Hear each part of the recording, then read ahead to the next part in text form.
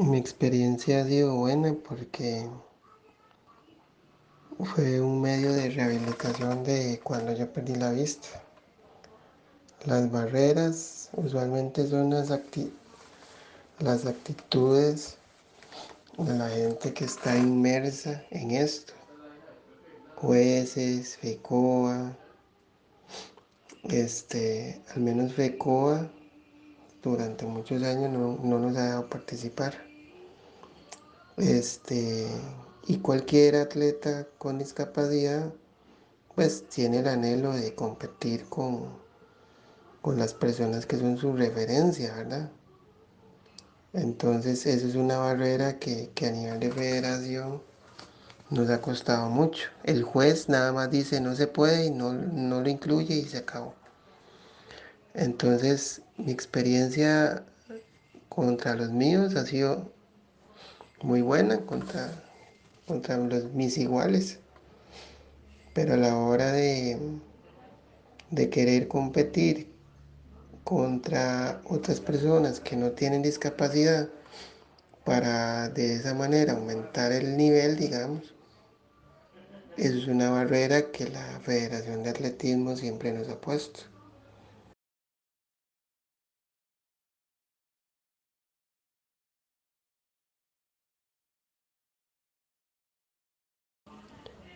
Ok, yo considero que el 10%, bueno, considero no, el 10% de la población tiene alguna discapacidad. Entonces, en el ámbito laboral, académico y deportivo, deben haber espacios en los que se promueva el deporte para personas con discapacidad. Considero que a nivel local sí debería de haber deportes de exhibición o competencias que ayuden a los atletas con discapacidad a tener sus cronometrajes electrónicos, porque en Costa Rica no hay nadie que los haga excepto la federación. Entonces que se hagan, por ejemplo, de todo un torneo, que se hagan 3, 4 hits de diferentes categorías, por lo menos para que el cronometraje electrónico esté. Y que también la gente que va y participa como aficionado va a decir, mira, existen posibilidades para mi amigo con discapacidad, para mi familiar con discapacidad, o etcétera. Entonces, a nivel local sí considero que deberían de haber exhibiciones o apertura de categorías eh, para personas con discapacidad. Sin embargo, a nivel olímpico y paralímpico, digamos, sí se hacen en el mismo lugar donde se hacen los Juegos Olímpicos, se hacen los Juegos Paralímpicos. Pero son tantas categorías que sí es necesario hacerlas por separado. Pero es una cuestión porque son muchas categorías. Este, pero sí es adecuado que a nivel mundial o competitivo internacional sí se hagan por separado. Pero a nivel local sí debería hacerse en conjunto.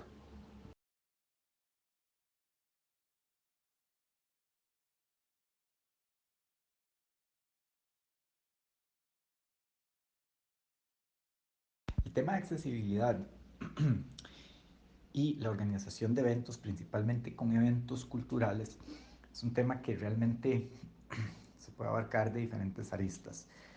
Yo creo que lo podemos ver de diferentes maneras en realidad. Lo que nos va a llevar si realmente se está haciendo un buen trabajo o no se está haciendo un buen trabajo.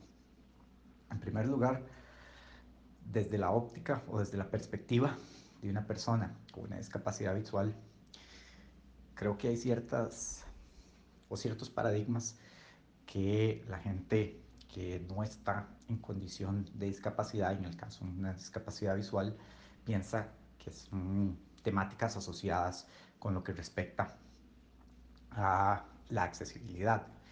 Cuando pensamos en accesibilidad a un evento cultural o no cultural, lo primero que pensamos es, por ejemplo, la persona tiene acceso a un puesto de parqueo, tiene acceso a un ingreso eficaz al evento.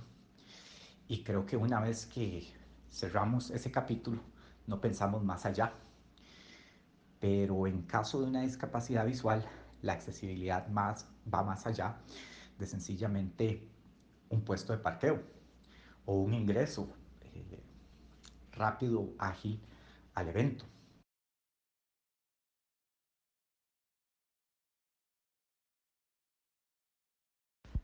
En este sentido, y para responder esta pregunta, quiero unirla con lo que estaba comentando en la pregunta anterior.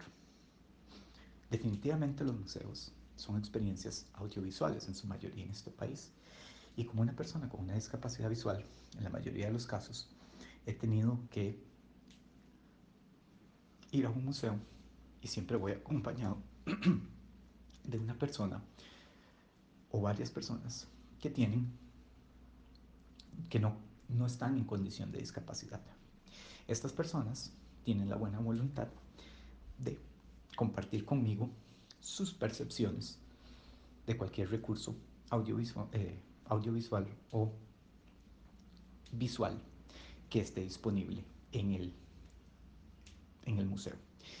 Por ejemplo, tocan el botón que dice tocar botón para ver explicación, me ayudan a describirme lo que sale en alguna pantalla o cualquier detalle interesante o llamativo con respecto a una exposición.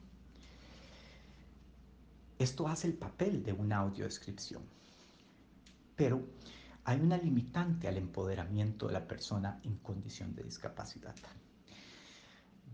Una persona no debería depender de la buena voluntad de otras para recibir el mensaje de, de la exposición o de los recursos visuales o de su experiencia en el museo. Debería haber alguna manera en que, por ejemplo, en mi caso, yo pueda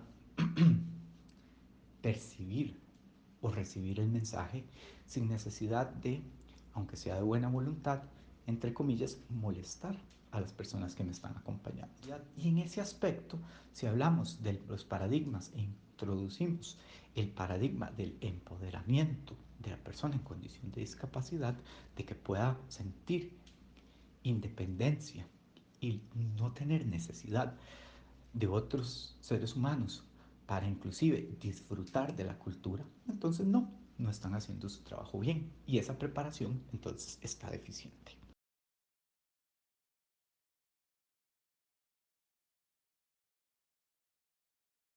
Hola, buenos días. Ok, te contesto. En mi experiencia de vida hay barreras, sí, muchísimas. La primera es una barrera,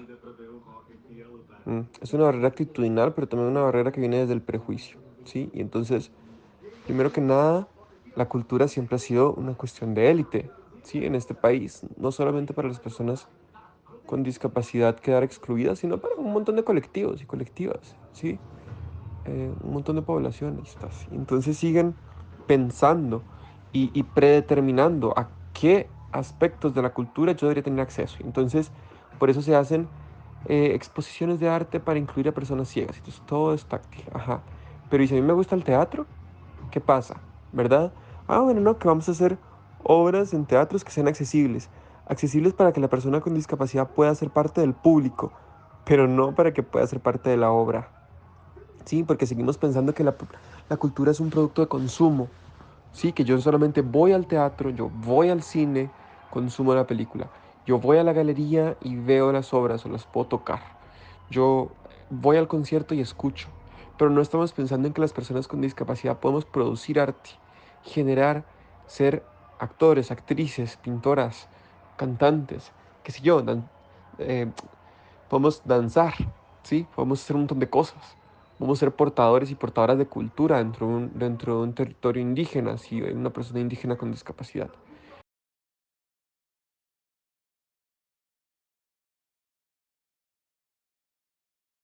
Pienso primero que nada que la ley 7600 es insuficiente, obsoleta, vieja y sobre todo que sirve mucho para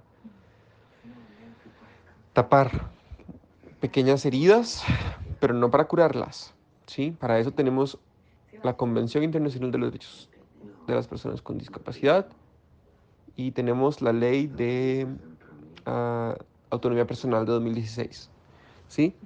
Entonces creo que primero que nada hay que dejar de pensar que el marco jurídico es la ley 7600, porque no lo es solo una ínfima parte, fue la base, una base que ni siquiera se llegaba a cumplir.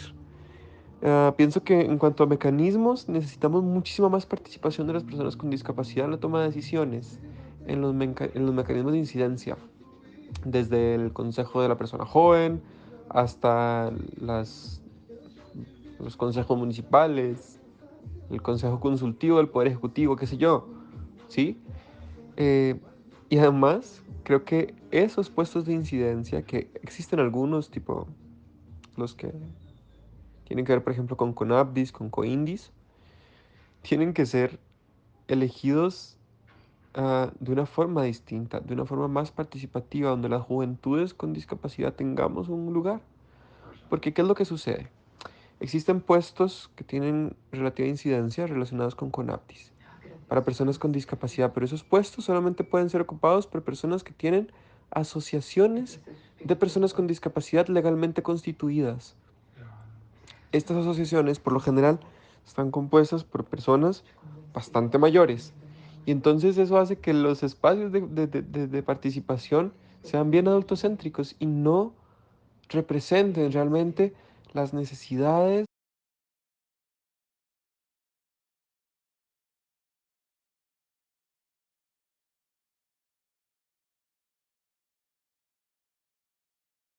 Discapacidad que yo tengo se llama estenosis cervical, o sea que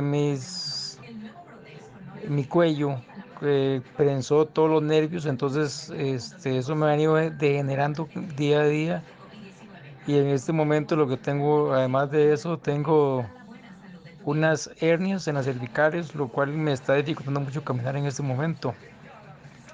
Pero en fin, eso no es nada, hay otros peores.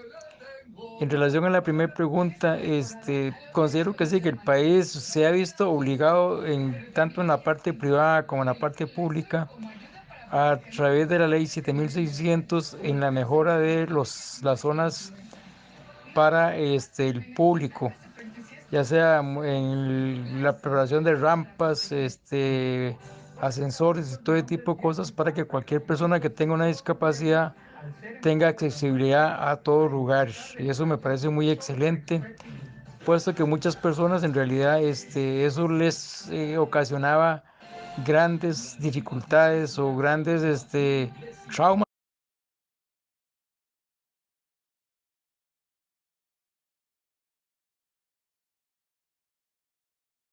de tener una discapacidad. Al contrario, quien ha reclamado muchas veces son los mismos clientes. Por ejemplo, en el banco, en una oportunidad llegué al banco y me dice el guarda, señor, pase por acá, me pone en fila preferencial, estoy hablando de hace unos 10 años más o menos, o sea, tenía 50 y tantos años, ¿verdad? Y se vuelve una señora y me dice, disculpe, pero usted no tiene derecho a estar en esta fila, porque eso solo para personas adultas mayores, ¿verdad? Y usted no es un adulto mayor. Entonces le digo, discúlpeme, pero el guardia me dijo que me viniera acá porque yo tengo una discapacidad. No se nota. Pero en fin, esas son las cosas, digamos, que uno que ha tenido que manejar. No es en las entidades públicas, sino las mismas personas que muchas veces lo ven a uno, por ejemplo, y creen que uno se les está colando o busca un pretexto para agilizar las filas, por ejemplo.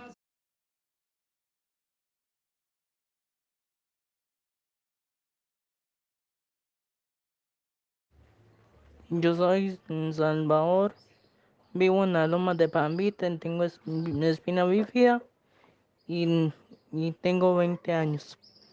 Son bonitos porque les permiten a las personas llegar hasta el parque. Y yo me gustaría conocer.